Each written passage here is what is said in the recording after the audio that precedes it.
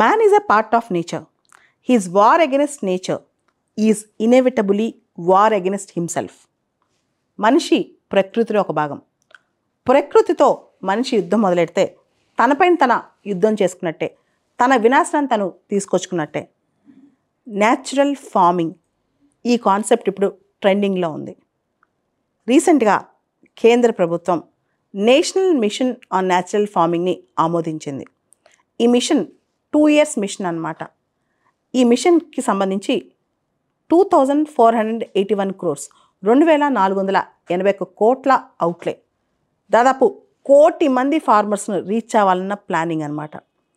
అసలు ఈ natural farming ఏంటి అంటే సహజ సిద్ధంగా వ్యవసాయం, ప్రకృతికి అనుగుణంగా వ్యవసాయం, ఆర్టిఫిషియల్ ఫర్టిలైజర్స్, పెస్టిసైడ్స్ ఇవన్నీ వేయకుండా ప్రకృతి పరంగా వ్యవసాయం అన్నమాట.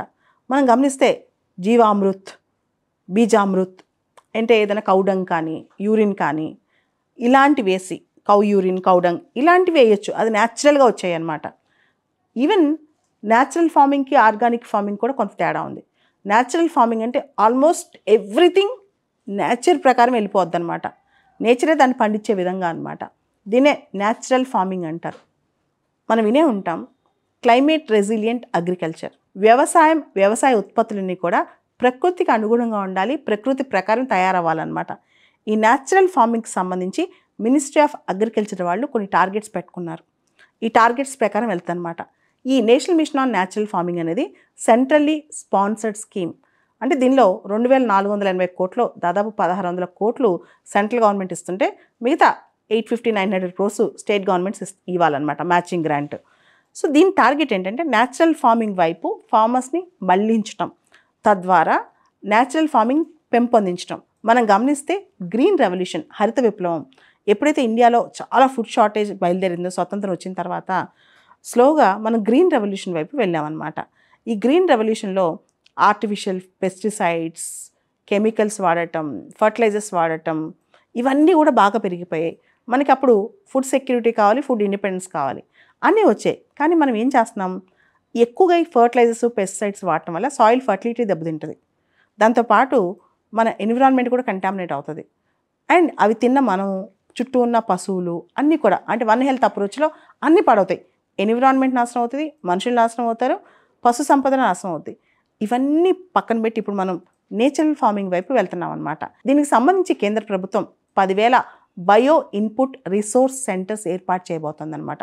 బయో ఇన్పుట్ రిసోర్స్ సెంటర్స్ అంటే ఏదైతే న్యాచురల్ ఫార్మింగ్లో ఇన్పుట్స్గా వాడతామో అవి ప్రభుత్వం తయారు చేసి ప్రజలకు అందిస్తుంది అనమాట. దాంతోపాటు మోడల్ డెమాన్స్ట్రేషన్ ఫార్మ్స్, ఈ న్యాచురల్ ఫార్మింగ్ ఎలా చేయాలో అని చెప్పి అగ్రికల్చర్ యూనివర్సిటీస్ దగ్గరలో, ఇక్రిసాట్ ఇలాంటి వాటి దగ్గరలో, అదేవిధంగా కృషి వికాస్ కేంద్రాస్ దగ్గరలో మోడల్ ఫార్మ్స్ ఏర్పాటు చేసి అది ఎలా చేయాలో నేర్పిస్తుంది అనమాట రైతులకి. వీటన్నిటితో పాటు న్యాచురల్ ఫార్మింగ్, సహజ సిద్ధమైన వ్యవసాయానికి సంబంధించి రైతులకి ట్రైనింగ్ అందిస్తారు, తర్ఫీదు ఇస్తారనమాట.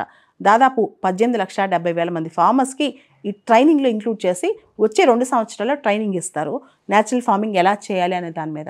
గ్రాస్ రూట్ లెవెల్లో రైతులకి న్యాచురల్ ఫార్మింగ్ ఎలా చేయాలనే దాని మీద 30,000 మంది వాలంటీర్స్, కృషి సఖీస్ వీళ్ళు ఏం చేస్తారంటే కమ్యూనిటీ బేస్డ్గా ప్రతి చోటకి వెళ్ళి రైతులకి అప్రోచ్ అయ్యి వాళ్ళు సహజమైన వ్యవసాయం ఎలా చేయాలని వాళ్ళకి తర్ఫీదు ఇస్తూ, అవేర్నెస్ క్రియేట్ చేస్తూ వాళ్ళని ముందు తీసుకెళ్తూ ఉంటారు. ఈ Experienced trainers will educate farmers on natural farming.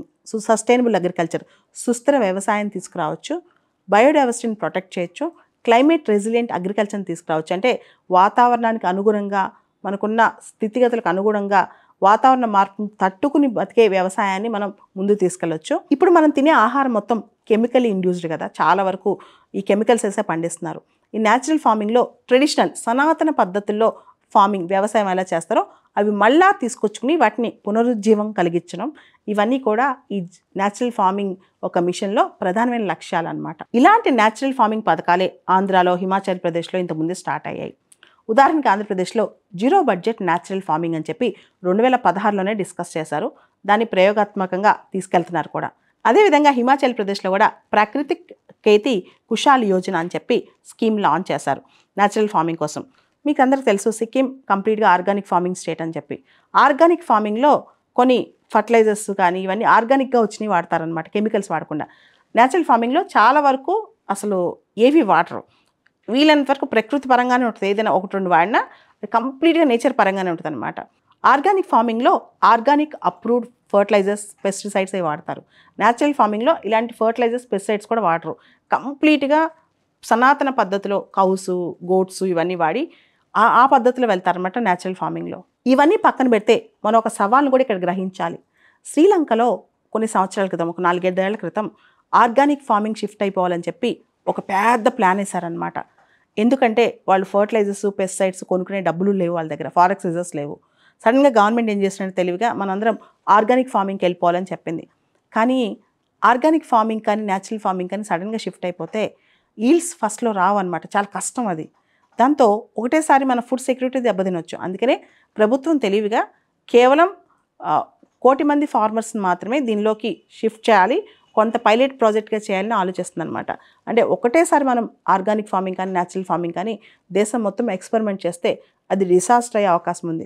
శ్రీలంకలో కూడా ఆర్గానిక్ ఫార్మింగ్ డిజాస్టర్ అంటారనమాట దాన్నే. ఇక్కడ మనం ఇంకో కేస్ స్టడీ చూసుకుంటే క్యూబా బాగా సక్సెస్ అయింది ఆర్గానిక్ ఫార్మింగ్లో. 1991 తర్వాత సోవియట్ యూనియన్ డిసింటిగ్రేట్ అయిన తర్వాత క్యూబా కూడా ఫర్టిలైజర్స్, పెస్టిసైడ్స్ లేక ఆర్గానిక్ షిఫ్ట్ అయింది. కానీ క్యూబాలో జనాభా తక్కువ కాబట్టి చాలా జాగ్రత్తగా తెలివిగా ఇంప్లిమెంట్ చేసింది కాబట్టి క్యూబాలో ఆర్గానిక్ ఫార్మింగ్ బాగా సక్సెస్ అయిందనమాట. అలానే మన సిక్కింలో కూడా ఆర్గానిక్ ఫార్మింగ్ బాగానే సక్సెస్ అయింది. ఇక్కడ మనం గమనించాల్సింది ఏంటంటే ఇండియాలో population scale, agriculture land holdings, ఇండియాలో రైతులకున్న పద్ధతులు అండ్ రైతులు వాడే మందులు ఇవన్నీ స్టడీ చేసి స్లోగా ఫేజ్ వైజ్గా అగ్రికల్చర్ని ట్రాన్స్ఫార్మ్ చేయాలి, షిఫ్ట్ చేయాలి. సడన్గా ఇంపోర్ట్ చేయడం కూడా ఇండియాలో కరెక్ట్ కాదు.